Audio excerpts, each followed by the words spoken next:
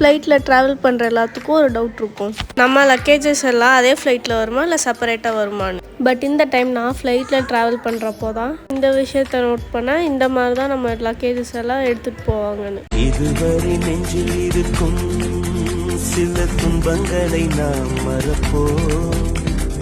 கடிகாரம் உள் தொலைத்து தொடுவானம் வரை போய் வருவோம். அரைமழை வாசல் வந்தால் கையில் குடையின்றி வானறைவோம்.